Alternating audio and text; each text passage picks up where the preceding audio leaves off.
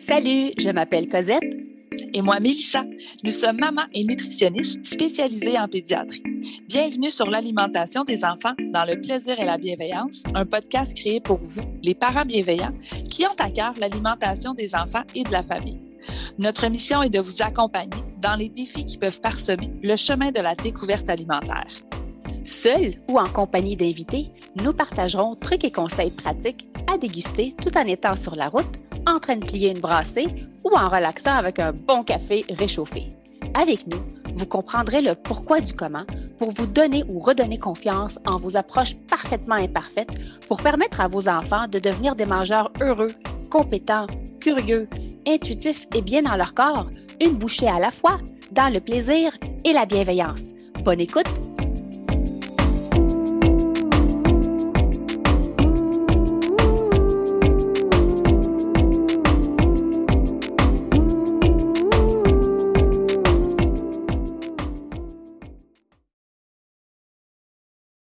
Salut le parent bienveillant et bienvenue au podcast L'alimentation des enfants dans le plaisir et la bienveillance.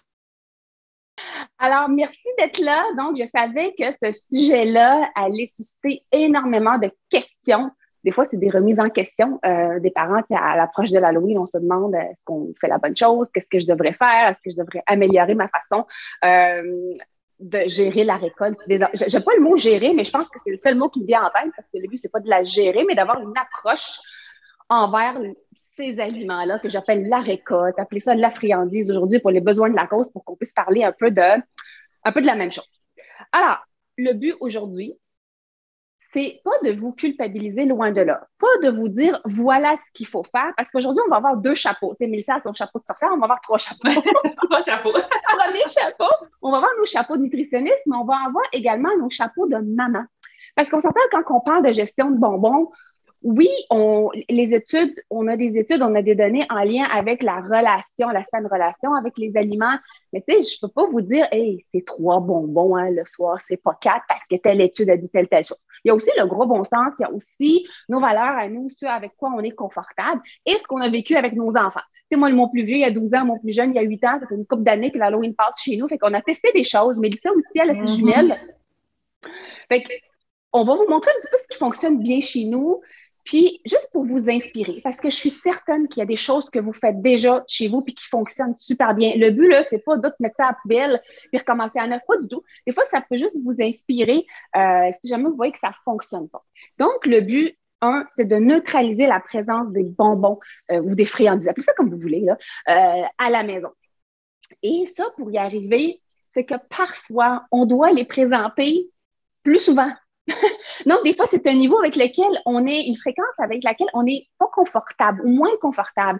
Fait que pour arriver à l'Halloween, l'enfant soit capable de savourer, de déguster sa récolte sans se gaver, sans goûter finalement ce que ça goûte, il faut les neutraliser, donc les débarquer de ce qu'on appelle leur piédestal pour que les enfants soient plus excités, en fait, en lien avec le déguisement, en lien avec les décorations, en lien avec la fête. C'est vraiment l'ambiance.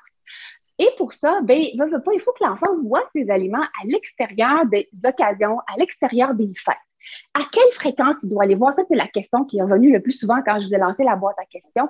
Ça, c'est une question de valeur familiale. C'est une question de confort parental. Parce que je vous avouerai que chez nous, je ne sais pas toi, Mélissa, moi, chez nous, c'est entre 0 à 3 fois semaine qu'ils vont voir, exemple, un Kit Kat, des gâteaux, des muffins, des biscuits. C'est quelque chose qui est autre que des fruits sur la table que les gens catégorisent, j'ai ça ce mot-là, catégorisent de dessert ou de friandises ou de gâteries, mais je veux juste qu'on se comprenne, qu'on parle un petit peu le même langage. Fait qu'en gros, moi, c'est à peu près 3 fois, puis des fois, il va en avoir plus. Comme là, ceux qui me suivent sur Instagram, vous avez remarqué que dans les soupers que je vous montre, il n'y en a pas eu encore parce que je le sais que j'en ai pas finalement. C'est juste parce que j'en ai plus, puis je le sais qu'il va en rentrer à l'Halloween. Fait qu'on a comme écoulé ce qu'on avait. Il me restait des petites jujubes en verre de terre. J'ai oublié de vous mettre la photo de la boîte à lunch de ce matin. Donc, il m'en restait quelques-unes, fait que je les mets un petit peu dans les boîtes à lunch des enfants. Mais sinon, je le sais qu'il va en avoir d'autres, puis on va en manger à une fréquence plus élevée dans la prochaine semaine, puis c'est correct. Ils vont finir par écouler leur récolte, puis après ça, on va passer à d'autres choses. Fait que vraiment, pour essayer de neutraliser tout ce qui est friandises, le truc vraiment, c'est qu'il faut que les enfants le voient, pas juste à Noël, à l'Halloween, à Pâques. Vraiment, essayez de les voir. Surprenez vos enfants. Tu sais, le quoi, ça, c'est votre responsabilité à vous. Vous décidez ce que vous mettez et le quand, à quelle fréquence, à quel moment de la journée. C'est votre responsabilité. Puis le truc, tu dis, c'est surprenez votre enfant. Donc, essayez que ça vienne de vous, la présence de ces aliments-là. Et non pas, maman, est-ce que je peux avoir un chocolat? Surprenez votre enfant, puis essayez d'aller de l'avant, puis de le déposer, puis là, il va se dire, oh, mais c'est vrai. Tu sais, c'est rare que nos enfants vont dire, hey, maman, j'aimerais ça avoir des choux de Bruxelles pour souper. Tu sais, mais il faut demander d'autres aliments. Fait allez-y de l'avant parfois, puis proposez-le. Moi, parfois, ça va être un petit morceau. Je sais pas, il aime plus les jujubes que les chocolats. Mon plus jeune, il aime pas le chocolat. Fait que je vais le surprendre, puis je vais y mettre une jujube avec son déjeuner. Il va dire, hein, pour déjeuner? Ben oui, pour déjeuner.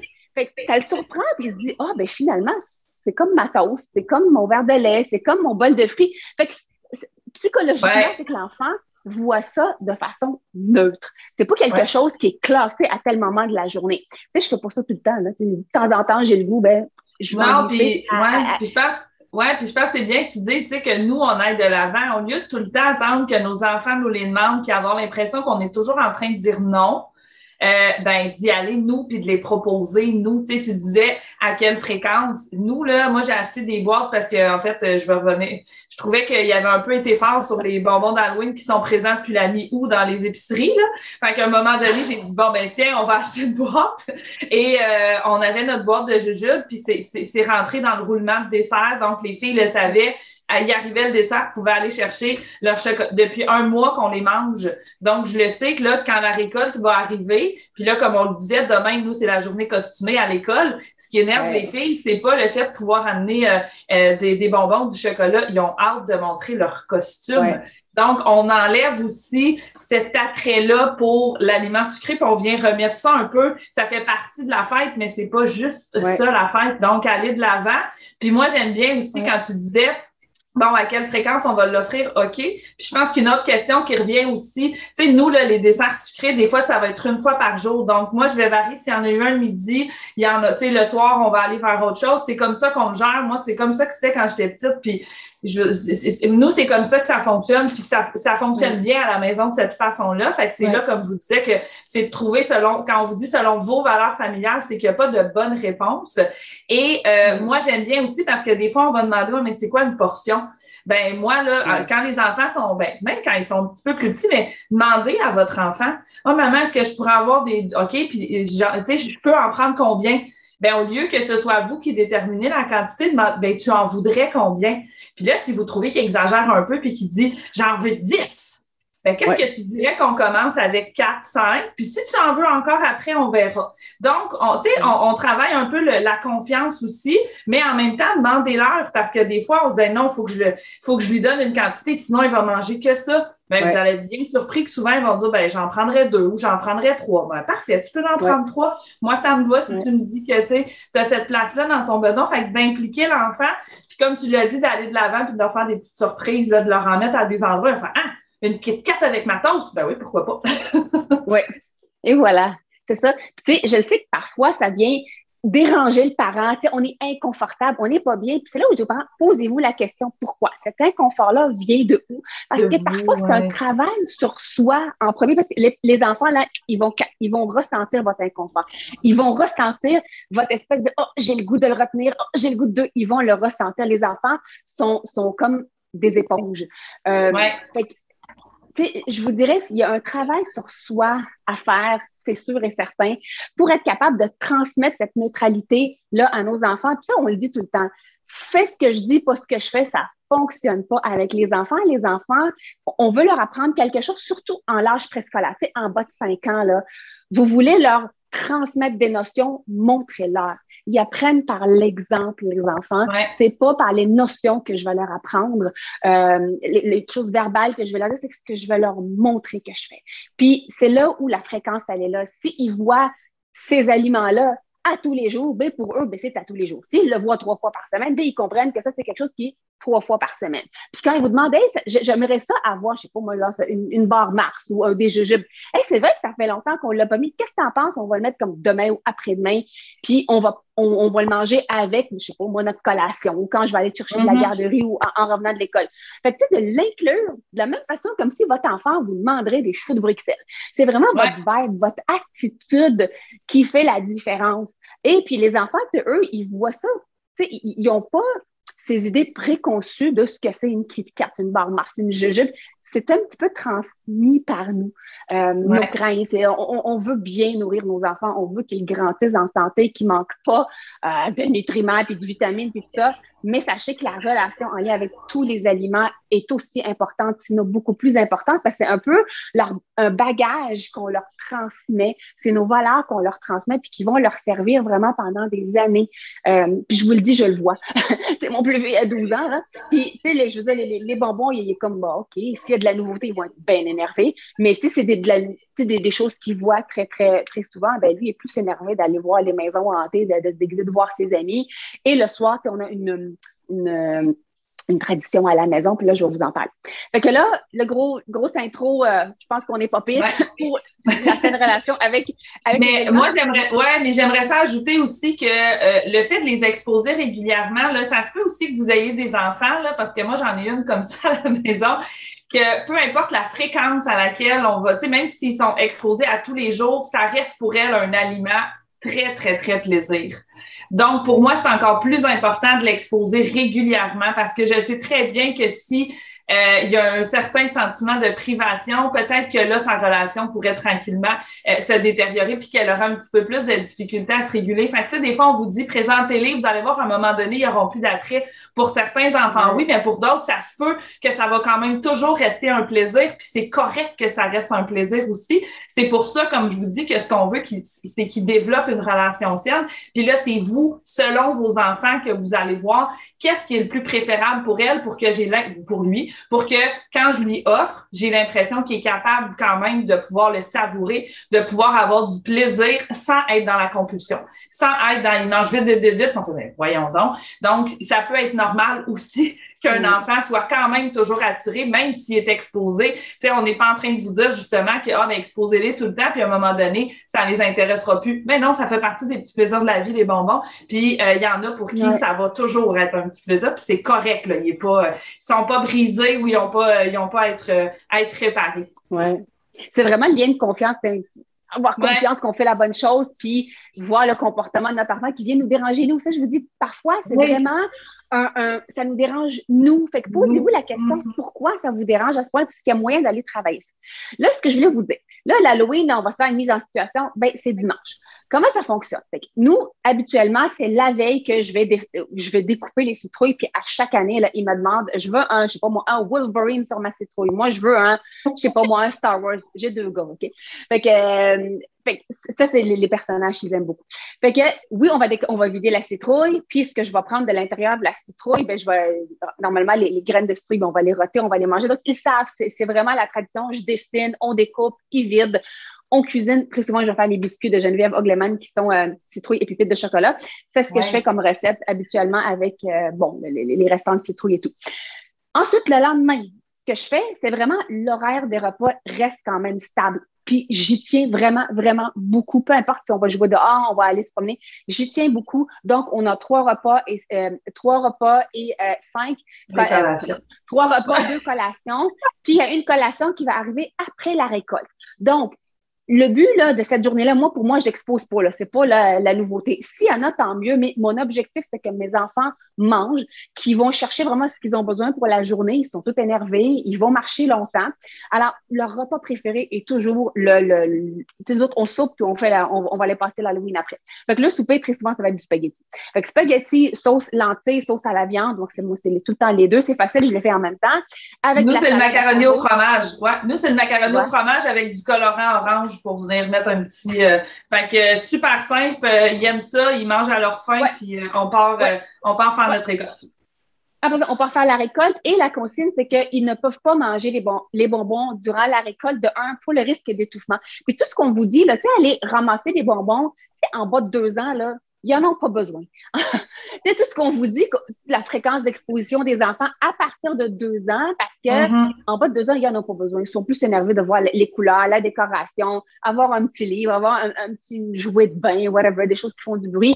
Mais à partir de 2 ans, surtout lorsqu'ils ont des frères ou des sœurs plus vieux, que eux, là, ils voient. Fait que c'est là où, des fois, les parents disent, oui, mais il y a 20 mois, mais moi, j'ai un enfant de 5-6 ans qui passe l'Halloween. Allez-y selon vous, avec quoi vous êtes confortable, mais dites-vous que c'est ça, dites-vous qu'il voit quand même le grand frère. Le but, c'est pas de cacher les bonbons, juste de les exposer de façon neutre et normale pour que sa relation reste quand même neutre envers ces aliments-là. Fait que on soupe. Ensuite, on part pour la récolte. Durant la récolte, ils sont bien contents. Donc, on a toujours une flashlight pour regarder ce qu'il y a dans le sac. Donc, pour le risque d'étouffement. Donc, ils ne mangent pas pendant qu'ils se promènent parce que très souvent, ils courent, ils ne marchent plus, là, ils courent.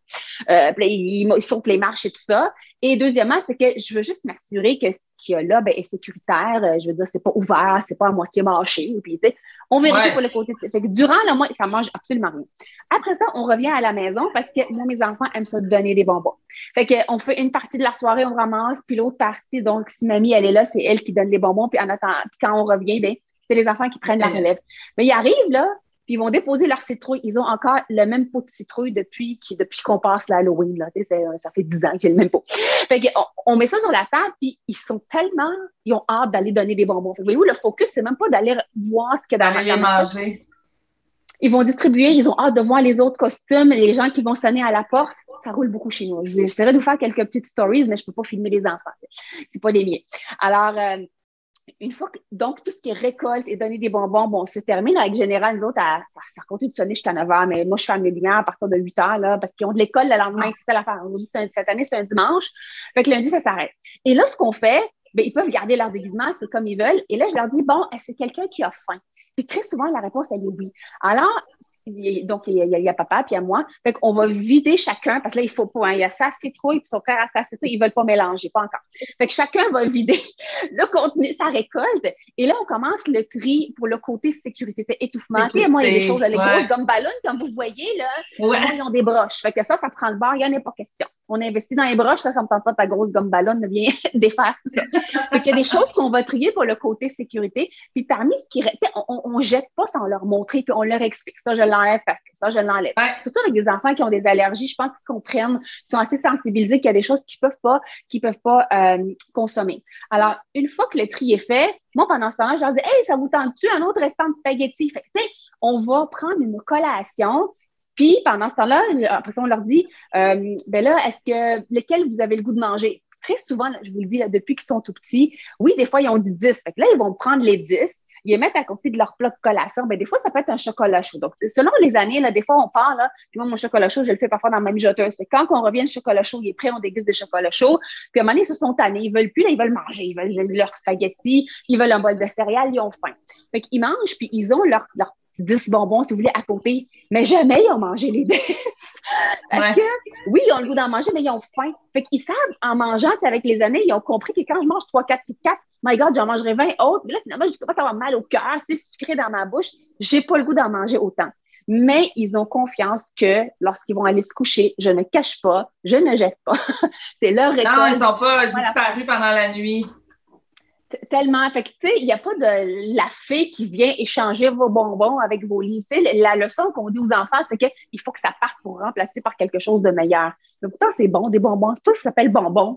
Bon. C'est doublement bon. Oui. Puis, tu sais, s'ils disparaissent pendant la nuit, là, puis que vous le faites, je veux dire, année après année, ben l'enfant, à un moment donné, ça se peut qu'il y ait un sentiment. Pensez-y, vous aussi, là, hey, ça va être disparu demain, je vais en manger le plus que je peux là, même si j'ai plus tant de plaisir parce qu'il n'y en aura plus. Donc, c'est important, là, ce côté-là, vous ne les cachez pas, là, les bonbons, puis vous êtes pas obligé de les... Ben, comme on disait, là, bon, la formule qui convient à votre famille, mais faites quand même attention parce que, surtout si l'enfant devient, comme je disais, il mange, puis vous retrouvez 20 papiers de petits bonbons, ben là, peut-être que ça vaudrait la peine d'étirer un petit peu plus l'exposition après.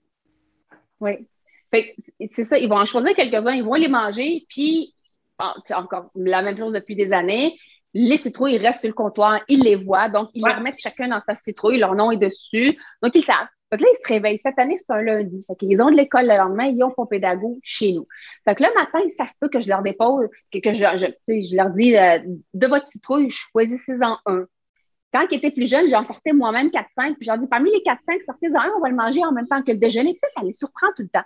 Mais le lundi matin, probablement que je vais leur proposer. Des fois, ils vont dire, oh non, ça me tente pas, mets-moi là dans ma boîte à lunch. Fait que ça se peut aussi. Mais sinon, ça va aller au retour de l'école. Puis là, je leur dis, hey, ça vous tente, on va tout le monde s'asseoir, puis on va s'en choisir quelques-uns. Puis quand je dis quelques-uns, je vous dis, ils en prennent 2 ou 3. Puis des fois, ils vont manger les 3. Des fois, ils vont en prendre 2, puis dire, je vais le garder pour mon souper. Fait qu'ils vont y aller à l'heure du souper. Fait que ça, c'est le lundi. Le mardi, ils savent, là, je dois faire de la place dans mes armoires, ils vont mettre les citrouilles ailleurs. Mais c'est eux autres qui vont les mettre. C'est toujours la même place. C'est pas moi qui les cache. Le but, c'est juste pas qu'ils soient tout le temps à vue. Fait qu'on va les mettre. Mais encore une fois, à l'heure du souper, on leur dit, bon, ben, on va aller chercher quelques-uns de notre école. Fait que c'est comme ça qu'on les coule. Puis à un moment donné, c'est qu'ils se tannent. Ils veulent d'autres choses. Puis, parallèlement à ça, moi, je continue à faire mes galettes, je continue à faire ce que j'appelle mes desserts maison. Les fruits sont tout le temps là. Puis, ils sont quand même sur la table. Puis, les enfants vont piger là-dedans. C'est juste qu'il n'y a pas cet effet de restriction. Ta récolte, elle est là, qu'il n'y a pas de souci. Fait que, on va les proposer plusieurs fois par jour. Donc, ça va être des fois le matin au souper. Puis après ça va être des fois la collation de l'après-midi avec le souper. Puis à un moment donné, ils perdent l'intérêt, puis je me ramasse 3 mois encore avec ma citrouille pleine. Fait que ce qu'on fait de plus en plus, c'est qu'on en donne. Tu sais, lorsqu'ils viennent la guignoler, lorsqu'à l'école, ils veulent qu'on donne des choses, mais parfois, je vais passer certaines choses là-dedans. Au travail, parce que mon conjoint s'en va au travail, ben, il va préparer un bol pour donner au technologue là-bas. Fait que, tu sais, il va avoir des petites choses. Les enfants sont d'accord, c'est pas quelque chose que je vais faire pendant qu'ils dorment ou sans leur dire, pour pas qu'ils perdent confiance. Fait que c'est comme ça qu'ils font. Puis ce qu'ils aiment beaucoup le soir de l'Halloween, j'ai oublié de vous le dire, c'est de les trier par ordre de préférence. Tu sais, ils vont se mettre dans un petit sac, là, les must, que genre, maman, je partage pas avec toi, ou genre, c'est eux autres que je veux déguster en premier. C'est bien correct. Fait que, tu sais, comme moi, j'ai le goût d'en prendre, je dis, hey, est-ce que ça, tu me permettrais? J'aimerais ça y goûter. Fait qu'on goûte à la nouveauté enfant, puis ils sont toujours intrigués quand c'est quelque chose de nouveau qu'ils n'ont jamais vu, parce qu'on s'entend, je ne magasine pas la nouveauté dans les bonbons, moi. La nouveauté, je la découvre à l'Halloween, mais sinon, on tourne toujours avec la même boîte qu'on achète pour pas nommer le magasin à la grosse boîte, qui est là depuis le mois d'août, soit du temps passant. Fait que les jours qui suivent, c'est vraiment la fréquence est là, puis l'exposition, elle reste quand même là. Puis à un moment donné, c'est vraiment les enfants se tannent. Puis ils passent à d'autres choses. Fait que c'est comme ça qu'on fonctionne depuis plusieurs années et ça fonctionne super bien. Je sais pas, Mélissa, toi, c'est-tu à peu près la même chose? Ça ressemble beaucoup à ça, là, en effet. Puis moi, comme tu disais, là, c'est qu'ils vont être inclus en collation.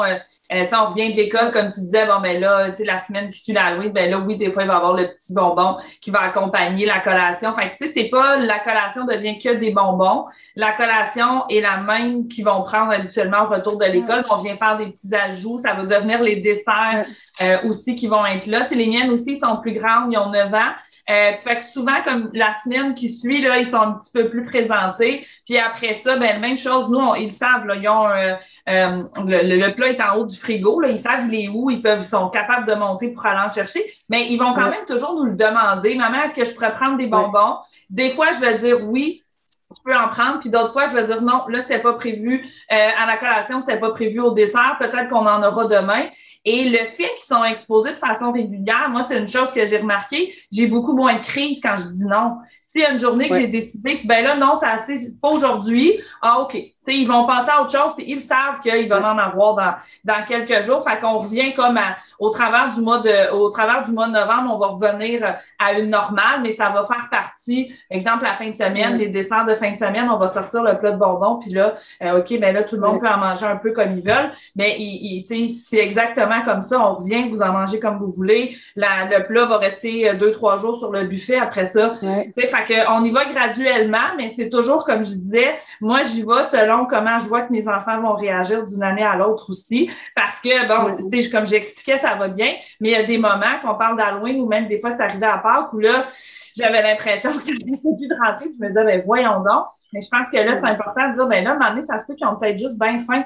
Fait qu'offrez-le avec autre chose. Tu sais, comme tu dis, on revient de la récolte, j'offre une collation en plus des bonbons. Ouais. Mais je trouve que c'est une bonne idée parce que, tu sais, on fait, OK, vous pouvez les laisser manger comme ils en veulent, mais ils viennent de marcher pendant 1 heure et demie. Peut-être qu'ils ont vraiment très faim. Fait que ça vaut peut-être la peine de proposer autre chose en plus des bonbons. Ça leur permet, eux aussi, de pouvoir les savourer, ces bonbons-là, puis de pas nécessairement tomber dans, après ça, de finalement, tu sais, j'ai mal au ventre, qui serait pas problématique parce qu'ils apprennent à se réguler comme ça quand même. Mais je pense que c'est bien de les amener, les combiner avec les autres aliments, puis au fil du temps après ça. Fait que ça ressemble beaucoup à comment vous ce qu'on fait, hein. Oui. Puis vous remarquerez aussi, les enfants sont... Mes filles, c'est du partage. On fait la récolte. Toutes les bonbons. Ben, moi aussi, quand j'étais petite, là, c'était, nous, on mettait tous nos bonbons sur notre lit, puis on jouait au dépanneur. Je me souviens, là, on s'amusait, on jouait au dépanneur, puis, mais, fait que, tu sais, c'est des choses comme ça, là, que vous pouvez partager avec vos enfants, puis jouer. Tu sais, c'est pas juste les manger, c'est tout ce qui est autour, le triage, puis tout ça. Oui. Puis vous remarquez, les enfants sont toujours excités parce qu'il faut qu'ils déballent quelque chose. Ça fait tu sais, le petit bruit de déballer un cadeau, déballer une surprise. Fait que, tu sais, souvent, quand on me dit, oh, mais il est tout énervé quand c'est. Oui, mais c'est parce que des fois, c'est vraiment juste l'emballage. Fait que quand ça fait 3-4 semaines que l'Halloween, tu sais, c'est terminé, puis les bonbons seuls, puis toujours aussi énervé, déballez donc vous-même avant les choses, puis mettez-les. Tu sais, sortez l'effet surprise de l'emballage, puis juste pour neutraliser un petit peu le comportement de l'enfant. Je sais pas s'il y a des questions, moi j'en ai pas vu, je suis un petit peu loin de la caméra. Non plus, j'en ai pas. Moi aussi, avec ma bédaine de... Attendez, là, il y en a sur Facebook. OK. Je vais vous dire, des fois, le restant des bonbons, des chocolats, on peut l'intégrer dans des recettes.